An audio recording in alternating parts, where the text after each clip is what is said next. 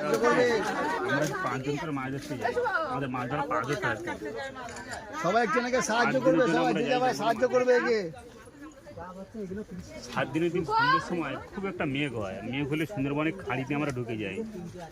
ওই খাঁড়িটার নাম হচ্ছে ধুবনির খাল বলি আমরা। গ্রাবি করেছি আর আমার গায়ে খুব জ্বর, আমি ঘুমাচ্ছিলাম। কিছুক্ষণ পরে খুব জোরে চিৎকার করে আমার যারা সাথীরা ছিল, যখন চিল্লাচিল্লি করে আমার ঘুম ভেঙে যায়। আমি মুখ থেকে বেডশিট সরিয়েছি, আমাদের নৌকার উপরে বাঘ দাঁড়িয়ে আছে, আমি বাঘের নিচে আমি শুয়ে আছি। কি মনে হয়েছে ধরে বেরিয়েছি, বলেছি মা গো বাঁচাও, মাথায় কামড় মেরেছে, ফেটে গেছে। তারপরে আমি আর কিছুই জানি না। 8 মাস পরে যখন আমার একটু জ্ঞান আসে, তখন আমার ওই সঙ্গীরা গল্প করেছে ওরা ছাড়িয়েছে। ছাড়িয়ে আমাদের এলাকায় ফোন করতে, আমাদের এলাকায় বন দপ্তরে বিদ্যা ফরেস্টের একটা অফিস আছে আমাদের এখানে, বন দপ্তরের অফিস। ওই অফিসে স্পিড বোট আমাকে তুলে নিয়ে এসছে জঙ্গল থেকে। আর কোথায়